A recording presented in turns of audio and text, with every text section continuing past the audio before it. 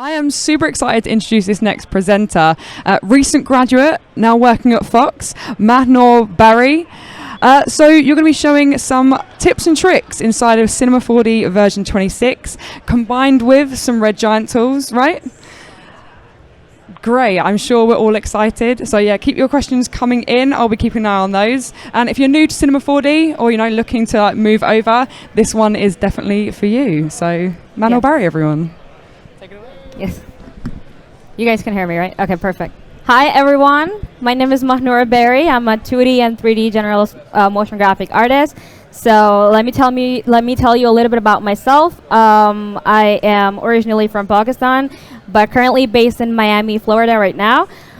So I'm a recent graduate. I graduated almost like a year and a half ago now.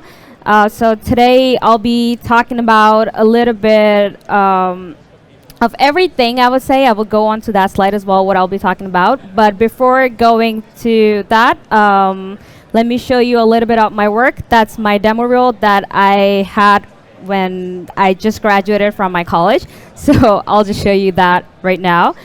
All right, let's go. Let's dive into it and let's watch that.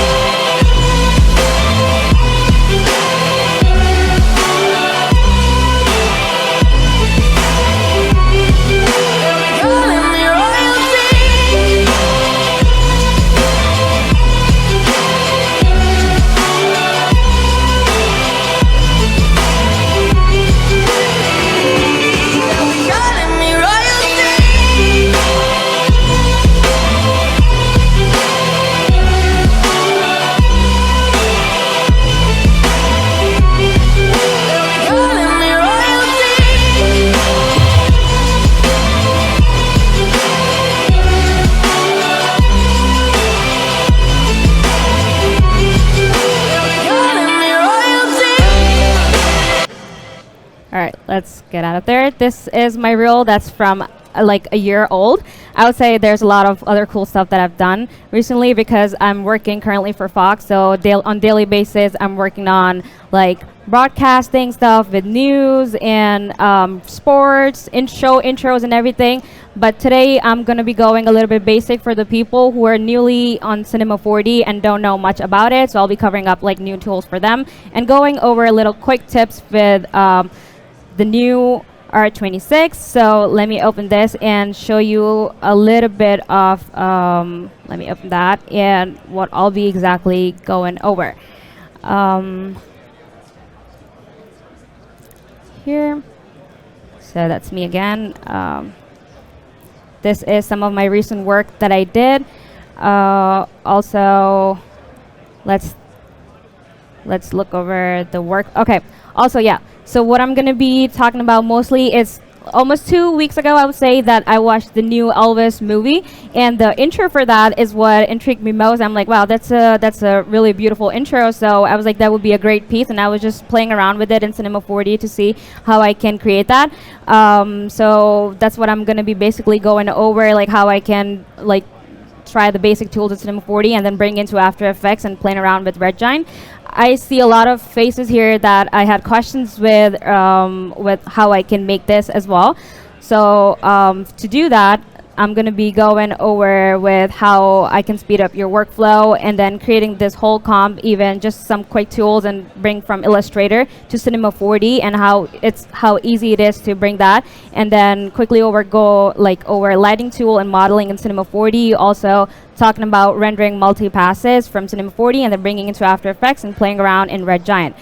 So I'll be going over the Red Giant plugin to bring life to our basic render by using Chromatic Glow and how to use the Red Giant's Magic Bullet looks to change the whole look for the comp and some of the real smart motion blur and other tools as well. So before I dive into, let me open my file in Cinema 4D that I created. Oh, well, that's Elvis Presley's thing. Let me open that as well and show you how it looks. I just took that as a reference. So this part, that in the beginning part, this is kind of what I'll be going over, but I switched around. I made it a little bit of Baroque style. So let me show you. So this is kind of what I created in Cinema 4D, just to show a little bit how I can have that opening animation. And let me open my C40 file too. I played around with like most of it is cloner, and then just using the basic acid browser materials as well, and then playing around with it and how to like just create a simple basic composition and then bring that into C40 and giving it into After Effects, and to give it a little bit life to it by adding like blurs and then playing around with like multi-passes, specular, and all that cool stuff. So let's dive into Cinema 4D, and what I'm gonna start with right now is just the basic how to model like a little bit of something. Let me get out of this camera right here, and then if I go into these, let me hit S, and then to like creating this whole tool from different sides and creating this diamond. So I'm gonna start modeling that. So let me create a new project, Control N, and what I'm going to start with is creating a simple cone right here. So going into that, let me give a little rotation segments to 8, because that's what it is, and then I'm going to give height segments about 150. Yeah, I'm going to leave it as it is, and then I'm gonna go over the caps, and I'm gonna keep it 1, and I'm gonna turn it into the Y. So doing that, I'm gonna create height about 150, so that it's a little smaller and it's not that big. Let me open my right here in Garage Shading, so I'm gonna go to the display and then have the lines open as well. So right here, it's a little bit of like already looking like a diamond shape. So what I'm gonna now do is give a little bit of like more shades to it. Let me go here and then create S, make it editable, and right here I'm gonna be creating a little bit of, let's go into different here, and then let's start giving a little bit segments to it. So right here, I'm gonna go to the point mode, which is right here. You can go over here and then give a little bit of extrusion to it first. So let me go into the rectangle selection and to the edge mode, and let's start give the extrusion. So right here, I'm in the 4 shades, so I'm just gonna go here and then give extrude. So I'm gonna create one a little bit, and then I'm gonna create a little bit that's gonna go extrude out a bit more. Right here, and then I'm gonna extrude it out a bit more. So that's what I'm gonna bring it right here. Then that, I'm gonna be creating a little bit of points mode from here.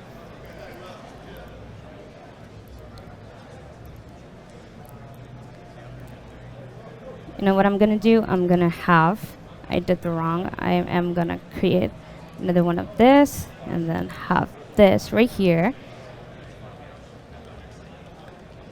because I was in the other mode. I'm gonna go to the plane mode right here, select the light selection tool right here, and then select all of this. And then from here, I'm gonna go and then extrude it out.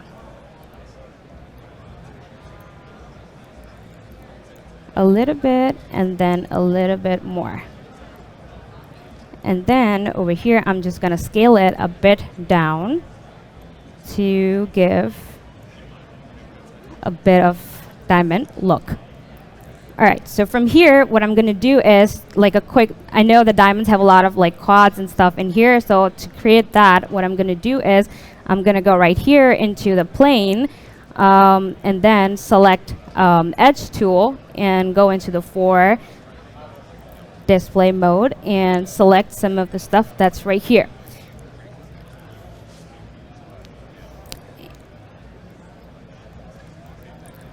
And from here, I'm just gonna create like a pretty basic diamond and give a little bit bevel to it.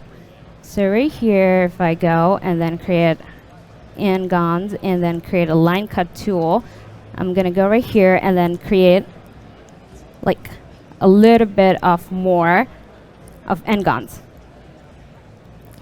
and give a little bit of bevel to our model so that it's not really a very sharp looking edgy model right here.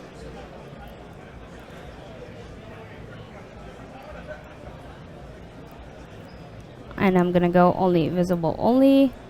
So I'm gonna select all the models right here and just get rid of, unselect all the models that are right here. I'm gonna hit Control and deselect all the models right here. Or I can just go onto the live section, visible only, and go back to live, rectangle, and hit Shift, and it's gonna do that. Alright, so let me just check. I am not selecting any other tools. Alright, awesome. So from here, I'm just gonna go into my perspective mode and create a bevel. I'm gonna create a little bit of bevel right here. That's too much, so that it is not as sharp as it was before. So now going back to my original file, I'm gonna create like a cloner for how it looks right here. There's different cloners that I applied to like creating the whole thing, but what I'm gonna create, most of it is just going over this cloner tool and create the whole ball animation so that how it can open up and how it can close in the amount of time. So I'm just gonna create like a quick camera and then create a quick animation for that. So going for that, I'm gonna create a new scene, Control N, and then have sphere in here and give a little bit of segments to like, because right now it's a bit edgy and it's so simple to create the whole thing. It's just like, I'm gonna give a little bit of segments to it. It's gonna be 60.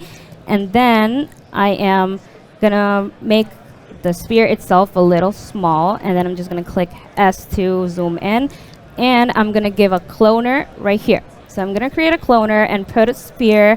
I can either make it editable or not. If I'm just not gonna make it editable right now, just go into the cloner right now, and with this, instead of doing grid, you zoom out, like it's grid right now. So instead of having the grid, I'm just gonna create it as linear, because what I'm creating right now is basically the whole line of these sphere balls first, the gold balls.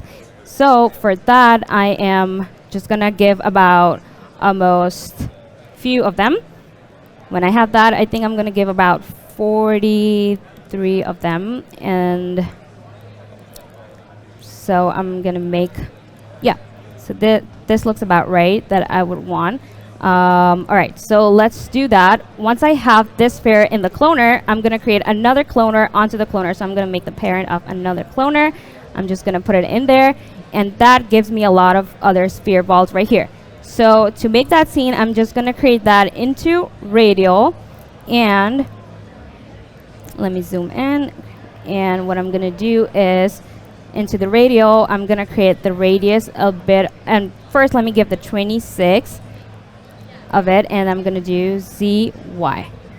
So for that, I am gonna create radius to about, oh, that's a bit a lot. So what I'm gonna do is get rid of this and have this first cloner and give about, let me have that, and then get rid of that and have this sphere. So I'm gonna go back to my cloner right here, create the radial count of like, I would say 43, and then created ZY. And I'll give the radius about this.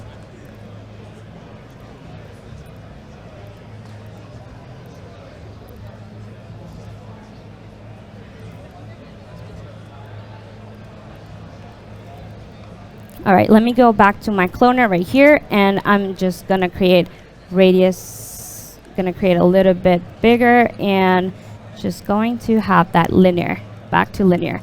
And I am just gonna drop that back to the other cloner, and I'm gonna go back here, it's gonna be radial.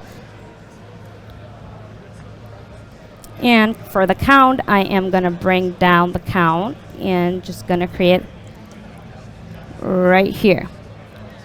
26. So going back to this file right here, what I'm just gonna do is create this balls, create the cloner, and going to take that, see, and then just paste it right here to show you real quick so that I'm not going over the whole detail part. And I'm just gonna get rid of the band over here so that I can show you that whole thing. How would I be able to do that? All right, let's see if let me turn off the other cloner that I had so that that's not showing from the future one. And right here with the gold, so this is what basically is gonna look like with what before. So now I know that the gold ball is here and it doesn't have any animation to it because it's just still right there. So to create the animation and to have it a little bit of bend, what I'm gonna do is create a bend deformer from right here. And I'm gonna make the bend child of the cloner, and I'm gonna turn off my, so that it's not confusing me at all. So I'm just gonna turn off the cloner and have that in just one of the bend, and I'll just open it right here back again so that it shows. So with this, what I'm gonna do is I'm gonna go to my bend and keep the length of it, and it's gonna keep the length and fit to parent. So then it's just basically it's covering up the whole thing, and I can play around with my strength to see how it's gonna bend and what the whole animation I want. So by doing that, let me create a keyframe. So let's keep it simple right now. Let's do 0, and then here I'll just do at 30 seconds just to show you, and I'll create the keyframe right here with the strength, and then I'm gonna go back to the 0 frame and gonna create with how much bend do I want. So I'll basically do around till here. So I'm gonna create another keyframe. Either I can create it from here keyframe, or I can keep it at the strength right here. So I'm just gonna do it from this, and then when I play it, it's gonna give a whole it's gonna give a whole tilt to it. So I'm just gonna create it from here, strength, and what is it not doing? And I'm just gonna bring it down back here with how much I want, and then I'm just gonna do it here. So right here, it's giving the whole animation with the cloner. So I'm just gonna turn my gold balls on, and this is what it's basically gonna look like, the whole opening scene, and right here. So what I can do is I can create a camera, and then let me create the radius a little bit bigger so then it can give the whole thing that I wanted it to look like. So it can have the whole cloner opening with what I wanted. And then either it's going the other way around, but like I can change it by changing the whole length of it. Right there. So this is what the cloner tool would help you out, creating a bunch of tools right here. And then when you look at it right here, it's the whole scene that's opening up. Okay, another thing that I wanted to go over while I'm working on this is going over a little bit of tips as well while I'm working on this. I know that this already has lighting and stuff, but let me create a light onto this thing, and I'm gonna take advantage of the asset browser. So I'm gonna hit Shift F8, which is the new thing that's in I'll just open up the asset browser because it's over here now. So I'm just gonna hit Shift F8, and I'm gonna go create any kind of texture that I want. So I'm just gonna search for gold right here, and then I go to my materials, and right here there's gold material. So I'm just gonna use that and drop that. It's already there, so I'm just gonna have that, drop that, and click on my gold ball, so it's there. So right now what I'm gonna do is, tip that I find it really helpful is just I'm gonna create a light right here, and either you can create a tag for the lighting by going to the animation, and then you can just create a target light and you can point it out to your model itself. Or what you can do is, that I find super helpful, is if I click Shift C, which is our let me hit that, Shift C, which is our enter your command, so I can search up anything right here. And I find this super helpful. I feel like not a lot of people use this, which is like super helpful, anything that you're doing. So right here, let me do this. So I use this lighting tool a lot. Either you can use, like I said, either you can use the tag, or you can use this lighting tool around here. So this helps me a lot, like wherever I want the specular to go with.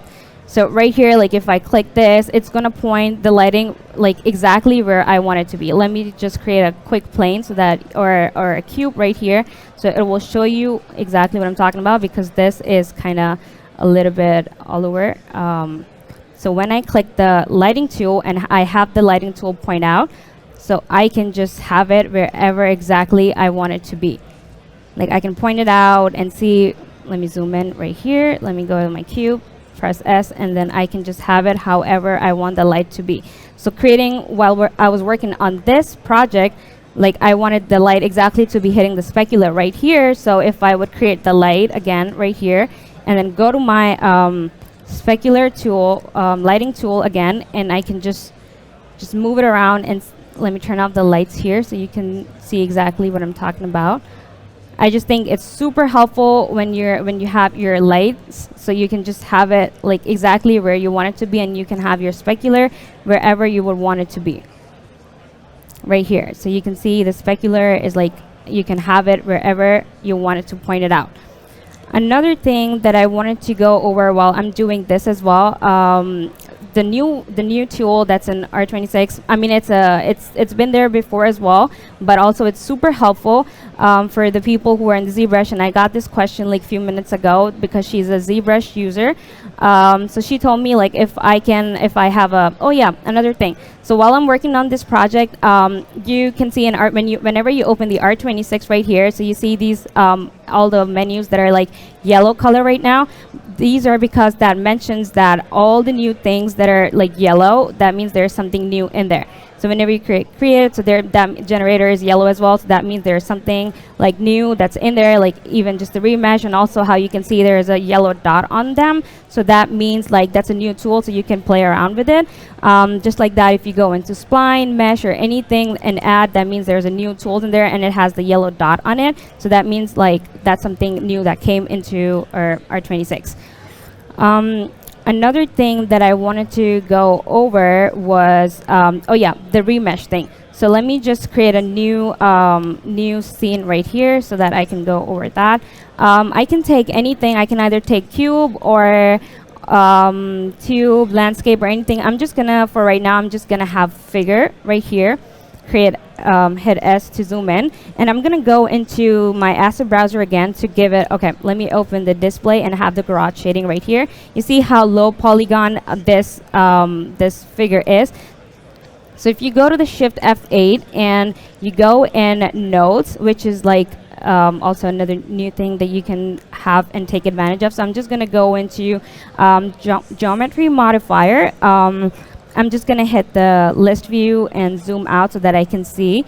Right now the polygon is like pretty perfect, but what I'm gonna do is I'm gonna drop the triangulate as the child of polygons to give it a little bit of messy geometry. So right here you see it, that how like there's a lot going on in here. I can go to the figures, segments a little bit more.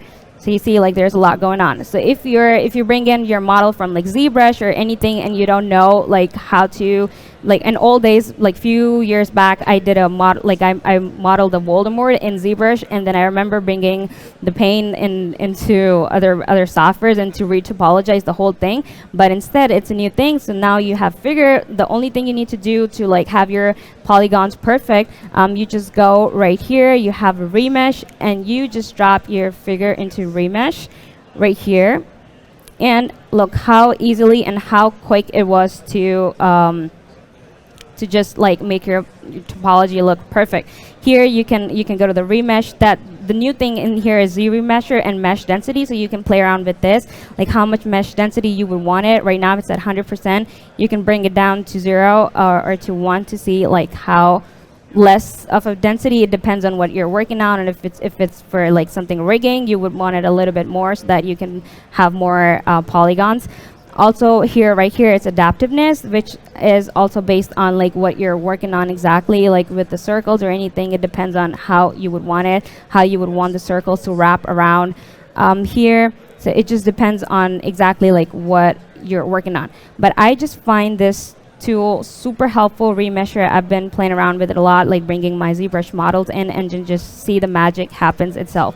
Talking about this as well, how quick this was, but it depends on your project, on your model as well that you bring in, how it goes. The new thing that I find super helpful is when you go to Windows, we have a task manager now, which is pretty cool, like how you can see everything that's going on in the background in Cinema 4D, and if there's something that's taking really long and you don't know, like, and you know that it's going to crash your file or anything, you can just go into task manager and you can end your like whatever it's taking forever, so you can end it, so that just saves you from crashing your Cinema 4D. And also talking about crashing, another thing that I find super helpful, and I feel like nobody, like a lot of people just don't use it, or the new students.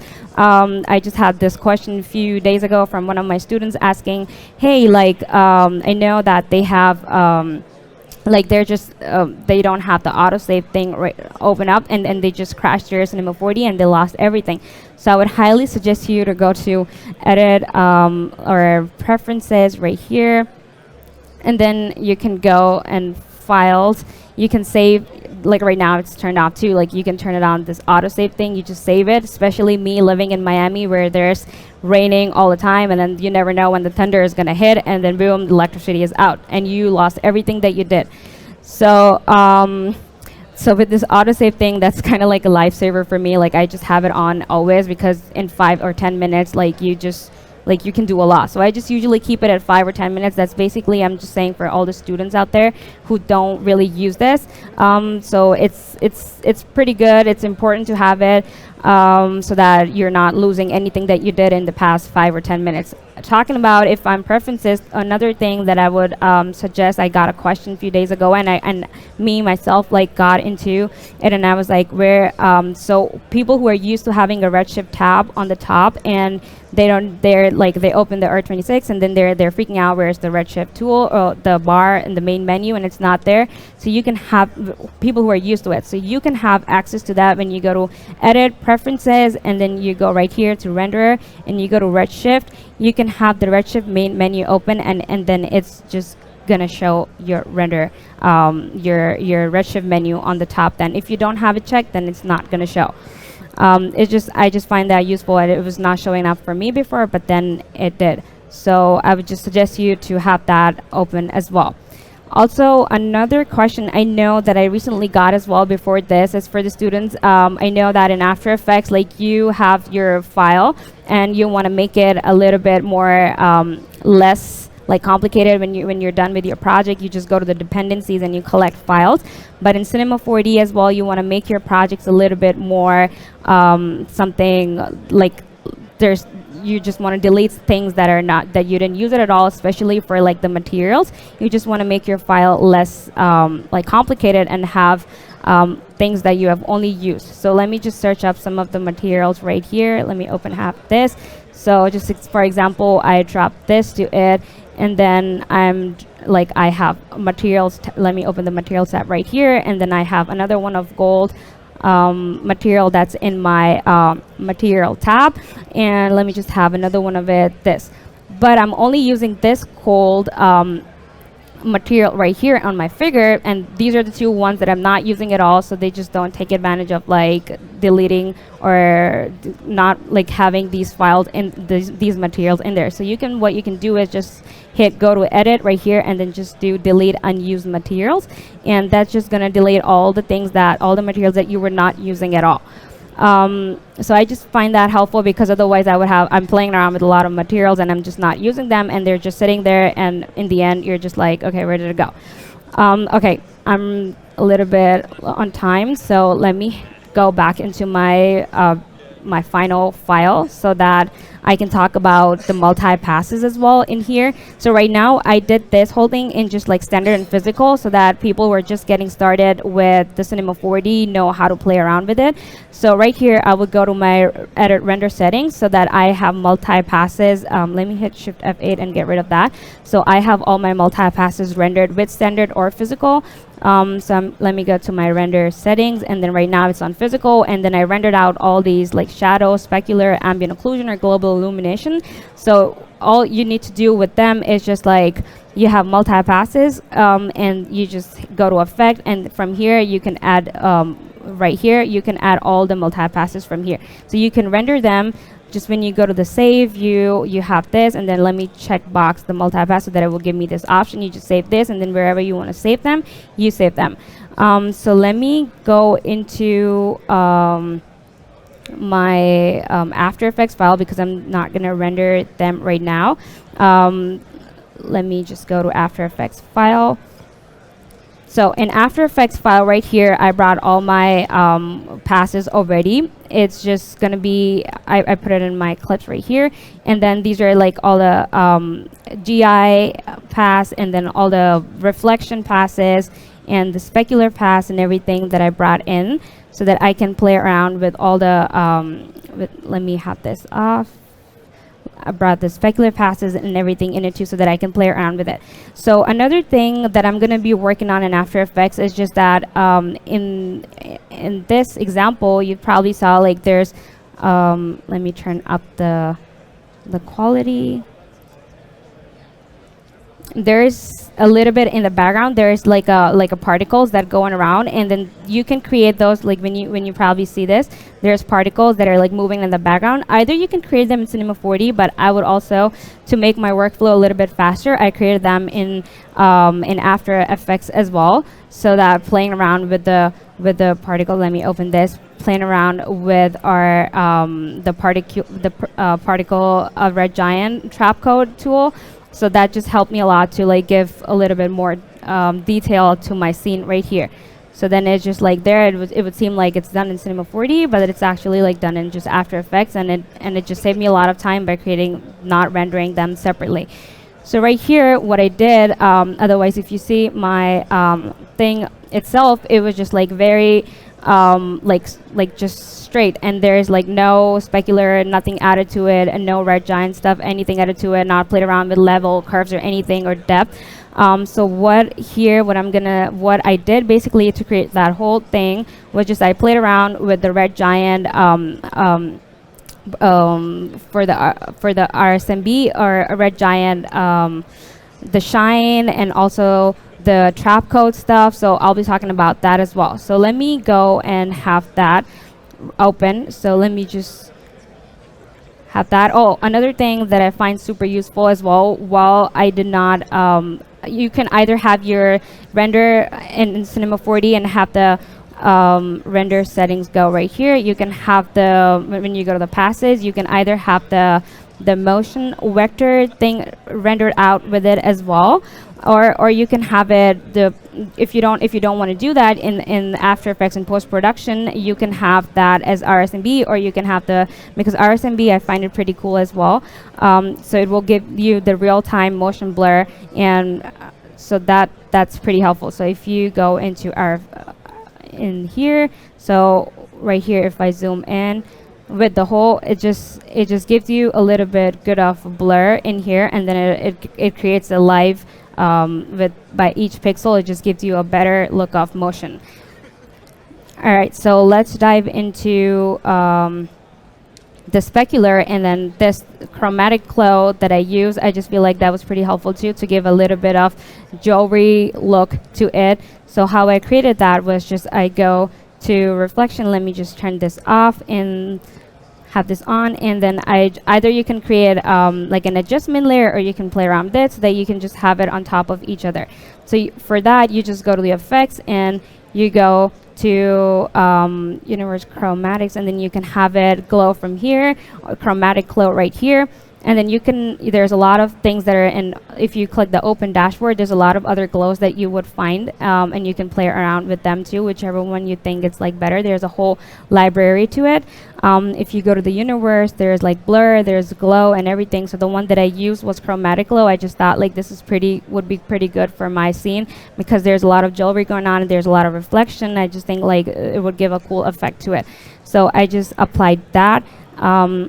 Applied effect, and then there's a lot of other options into it too, so whichever one you want to use. I think I just use the default one, so I just apply the preset, cancel, because I already have it in here. So let me just turn that off, and then I'll play around with it right here. So you go to the Chromatic Glow right here, and then you can play around with the threshold with how much you would want it to be, and then you can play out with the intensity, how much you would want the intensity to be. I didn't want it like that much, so I just have it a little bit of it so that it's not going on a lot. You can play around with the glow radius however you would want it to be. Going back to my specular mode as well, I put a shine tool on it so that it will give a little bit of shine while it's in the background, so that it will give a little bit of glow in the background as well. And if I do it right here, I just have it like as a shine when it's like animating in, so it can just have a shine in the background, just giving a little bit of cool look in the background. Another thing that I play around with the particles to create that. I just created like a new solid, and then I just put, let me do this, and I would just go to the trap code right here, and or the trap code. Let me just go right here and then do the particular, and there's a lot of whole gallery for the particulars as well, like whichever one you want to choose. Give it a bit of a second. It's going to take a second because there's a whole library. Like you go into designer right here, it's already giving. Let it load for a second. There's a lot of other cool options that you can choose from it. I have like created cool fireworks from it too. Let me go into the presets right here. There's a whole library of whatever you can choose from here. I have created like a cool fireworks as well for one of my projects recently. From here, you can choose anything that you want to, but for this, I pretty much use the blue. I don't know, I don't want to butcher it, how to say it, but lacosas. So I used that, and it just gave a pretty good, like a diamondy look to it. So I just created that for the background. And then for that, you can just play around with the whole emitter and how big you want it to be. So let me have that right here, the green, or even the blue. So it's just like here. Oh, and then I just changed the color to it. So you can go to the either emitter right here, and then you can play around with the velocity with how much you would want it to be. I already have the keyframe set to it so that I want it a little bit slower, and then start a little bit faster and then go a little bit slow. So then you can, it also depends on the how much you want it to be. And then the particle size right here, you can play around with this. It's 5. I created a little bit of, because for the green one, I did a little bit smaller, and then for the blue one, I did a little bit bigger of them, so that there's a different variety of all the particles in there too. So and then another thing that I want to talk about is the whole look that I said about the red giant. I just find that super helpful because without it, it just was pretty like there was nothing going on. But when I created the look, it just gave a whole different look to my scene, to my whole composition. So for this, I just created like a new adjustment layer to that. It's on the top. So, and I would just go to the effects right here, and then I would go to the red giant magic bullet, and then from here I would just choose looks. And you can go to any there's a lot of other options that you can choose from. There's a variety of them. Let it open first, and then I'm just gonna go right here.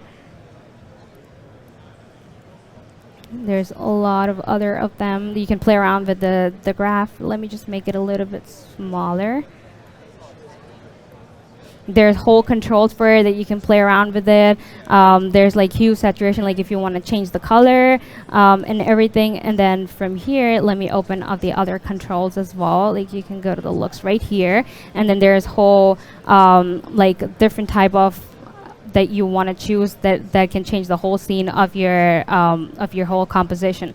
So right here, I chose the one that was something with cooler heads or anything, and because that was giving a pretty good of a like a blur in the background as well with the depth. So I just like a lot that one. So I pretty much used that one. Either you can, I really like the brewing as well. It was giving a pretty cool look to my whole composition.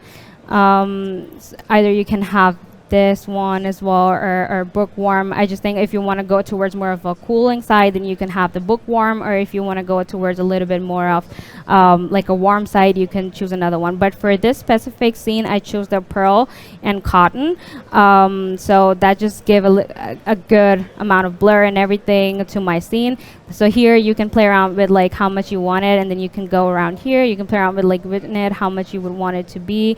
There's a whole, like right here, like there's a whole scene to it, like how you would want it, and then you can add the film grain. I just find it super, like it's a cherry to on top of like anything that I'm doing. Like it just gives it creates a whole different look to my scene right here. And you can create with the softness, how much softness you want it to be. Let me just zoom in a bit so that you can look at it, and let me just zoom it out, and let me hit this and then edit. Let me go back to it and then have it choose again. So anything like ice place, for instance, you can play around with this and how much you would want the original to be. So you can just do a lot. You can play a lot with this renoiser or anything.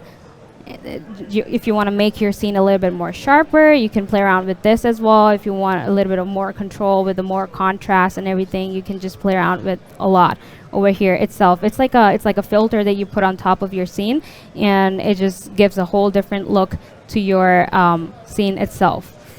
Yeah, there's a bunch of variety that you can choose from. There's a lot of cool of them. The one today or for night, it's more of like a dark scene that if you want to go towards, and yeah, there's a lot of them that you can, either this or the loop. There's just like a lot. It's just making your scene a little bit more brighter to it, and then you can just change around the colors if you want it to be. So the one that I usually use are the Blockbuster one as well. I just think they themselves are like pretty cool, so you can change anything that you would want it to be from here. But okay, it's 12:54, so let me have Ellie. That would be it for right now, and if you guys have any questions, let me know for sure. Nice. That final piece is absolutely beautiful. Yeah, so it's really great to see you like combining Cinema 4D and like Red Giant, and that Magic Bullet looks just really adds that final bit, right? Mm-hmm. So from Ryan, he was saying that Mahnoor Barry is so talented. Thank you. And people were really kind of like bigging up the Red Giant presets and saying how powerful they are. Yes, for sure. It's super helpful. Yeah, so we didn't have too many questions in there, but if we did, or anyone from here, stick your hand up if you have. And where can people like connect with you? Oh, yes. Where's sort of like the best place? It's my social media that you can go up to, and then you can check some of my work at Vimeo as well, and then you can just go to Instagram. There's a couple of my stuff that's posted there, and there's a lot more coming up, and you can just reach out to me through DM or anything. Just email me or anything that you would want to. Yep. Okay, perfect. Yeah, so feel free to get in touch. And yeah, don't forget you can sign up to the 3D Motion Show to receive notifications for upcoming shows, and stick around because next we have Joey Camacho from Raw and Rendered.